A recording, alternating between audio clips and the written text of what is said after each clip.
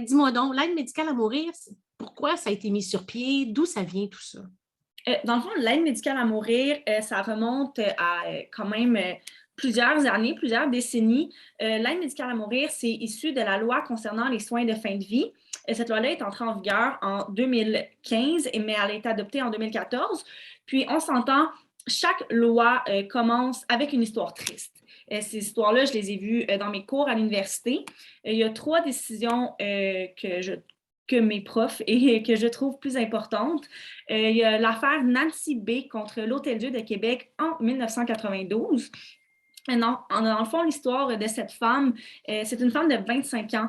Elle avait une maladie dégénérative et incurable. Donc, elle était alitée, ses muscles étaient atrophiés, puis elle était branchée sur un respirateur artificiel 24 heures sur 24. Donc, elle pouvait techniquement vivre comme ça très, très longtemps, mais était clouée au lit jusqu'à la fin de ses jours. Donc, elle a fait une demande pour être débranchée. Puis, elle s'est retrouvée devant la Cour supérieure.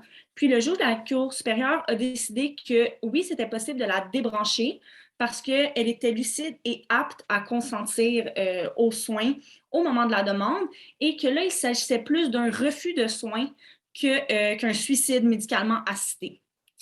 Donc, ça, c'est la première décision qui est vraiment venue mettre la table. Donc, on voit en 92, c'est plus de 20 ans avant l'entrée en vigueur de la loi. Ensuite, il y a eu l'affaire Sue Rodriguez. Ça, par contre, ça ne s'est Oui, pas c'est passé vrai. au Québec. Ça ne s'est pas passé au Québec. C'était une femme qui vivait en Colombie-Britannique, une femme de 41 ans. Elle était atteinte de la sclérose latérale amyotrophique. Dans le fond, elle voudrait demander l'aide à quelqu'un pour mourir.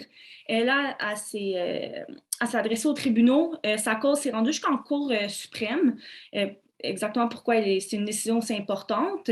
Mais malheureusement, c'est 5 juges contre 4 qui ont décidé que non, ce ne serait pas possible.